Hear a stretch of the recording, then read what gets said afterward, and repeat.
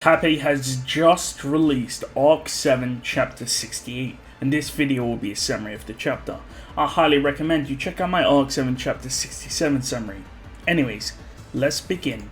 Wait a moment, Subaru. I'm going to look through it now. This is what Gustav said to Subaru, as Gustav looked through a letter. We see the guard led Subaru to a simple room. It had a desk, toolbox, and a bookshelf. Gustav's quarters was extremely tidy.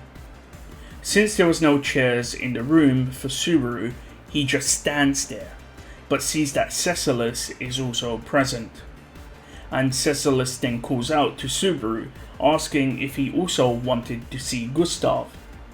Subaru had a strange relationship with Cecilis.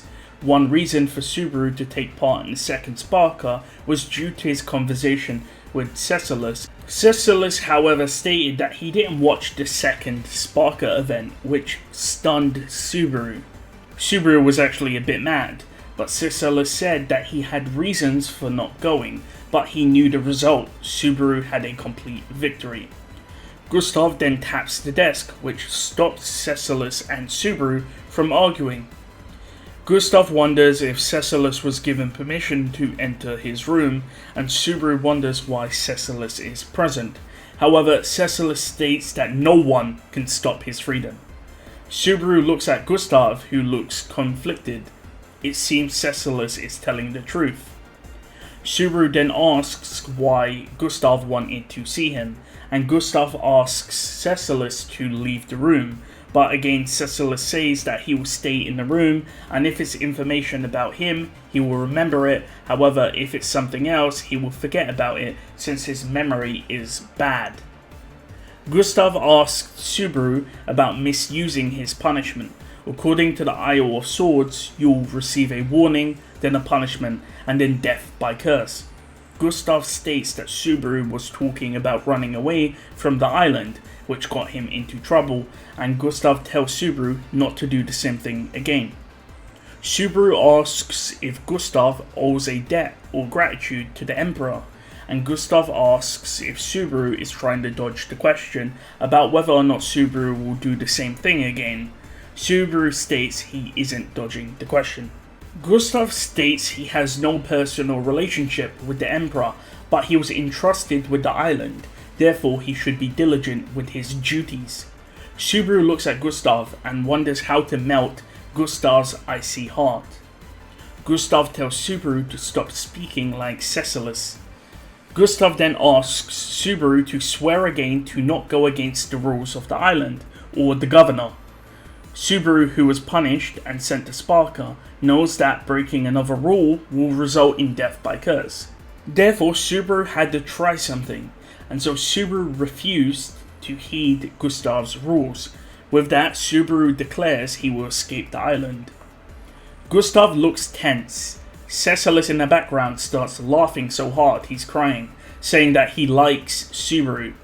Gustav confirms that Subaru won't change his opinion, and Subaru confirms that he will escape the island no matter what. Subaru then asks if he will be punished, and Gustav confirms he will if he doesn't recant his words. Then Subaru asks Gustav to punish him. Subaru says that Gustav should make use of the curse rule. After all, he's a bratty kid who is not following orders. However, Gustav is silent, and Subaru states that Gustav most likely can't do it. The curse was something that acted as a deterrent. Before Gustav's arrival, there was a lot of fighting and death, but when Gustav arrived, everything went back to normal. Gustav confirms what Subaru says, that since he arrived, deaths on the island has decreased. Gustav explains, however, that's because it was his role as the owner of the island.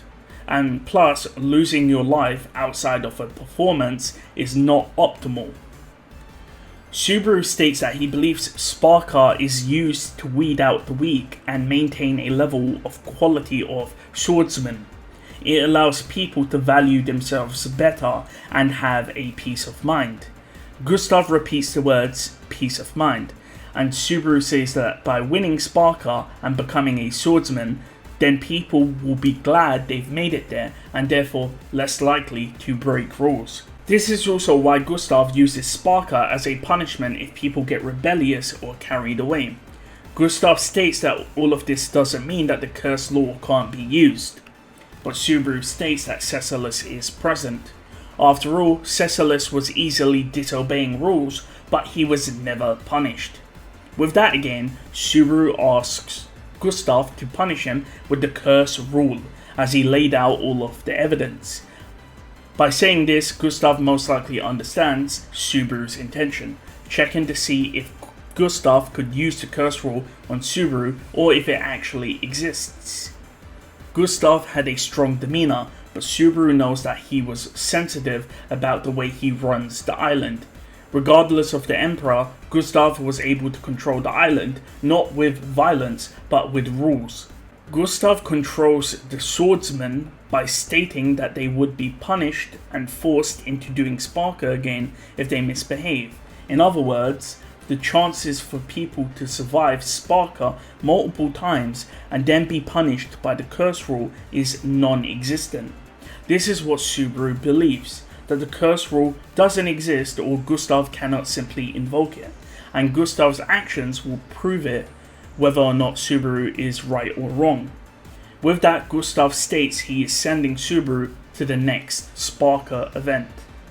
As Subaru leaves the room, Cecilus says that Subaru was the victor. Subaru then asks if Cecilus is a friend or foe, and Cecilus says that he pulled Subaru and Tanza from the lake. Subaru wants clarification on whether or not Cecilus is a friend or enemy, and Cecilus says which of the answers would be more interesting. Subaru states that Cecilus will decide depending on his mood at the time, and Cecilus says that that's a very good answer, but says currently he's on Subaru's side because watching Subaru is fun. Subaru ponders that Gustav sent Subaru to the next Sparka, which shows that the curse rule cannot be invoked. Subaru knows that if he participates in another Sparka, he will have to make use of the poison pill he has, which is a depressing thought.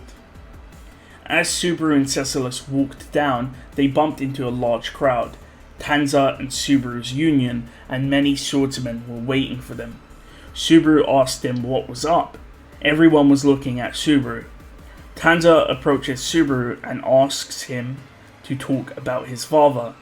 Everyone was silent, watching Subaru and how he would answer. Subaru is of course confused, but states that it's a very long story to talk about, but Tanza says to make it brief. Subaru states that his father is like an idol. He's very charismatic, and he's the center of many people's attention, and it's like he's a natural born leader. Tanza then asks for Subaru's father's name. Of course, this was complicated since Subaru was already using a fake name, which was Natsuki Schwartz. So Subaru stated he couldn't tell Tanza his father's name. Tanza stiffened up and all of the swordsmen started chattering. However, the second Subaru spoke out, everyone went silent. Wise then said no matter what, or who Subaru is, they won't change their mind. Subaru's union members, Idora, Wise, and Hyen, agreed to side with Subaru, no matter what. Immediately, the hall erupted into cheers and noise as they celebrated Subaru and celebrated the results of Sparka today. Tanza is of course conflicted, but has no choice but to follow Subaru.